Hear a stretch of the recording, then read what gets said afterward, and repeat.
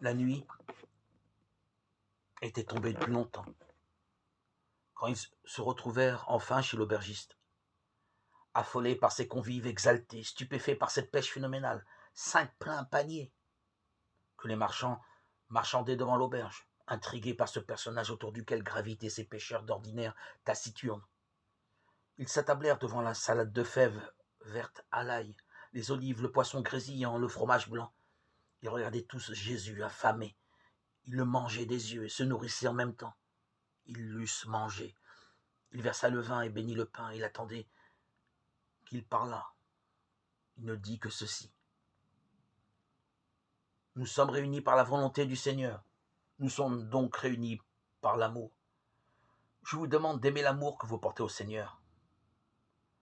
Pécheurs, je vous demande d'enseigner aux hommes à jeter leur encre au ciel, car c'est là seulement que les justes trouveront l'amour éternel. Tous fourbus par l'effort et l'émotion, ils fermaient les yeux à la fin du repas. La lune menaçait de faucher les étoiles. Je n'accepterai de dormir qu'à tes pieds, dit Jean. Ses pieds, c'était fou, ce qu'ils avaient compté depuis quelque temps. En vérité, ils étaient son lien naturel avec la terre, mais lui, il était pourtant un peu plus, du moins lui semblait-il. Il avait retrouvé Pierre, André, Jacques, Jean et Bartholomé.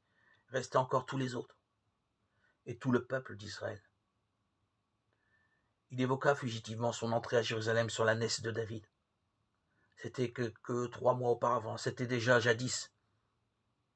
Où était ce peuple? Il eût voulu aller à sa rencontre et lui demander « Je suis mort, que reste-t-il de moi dans vos cœurs ?»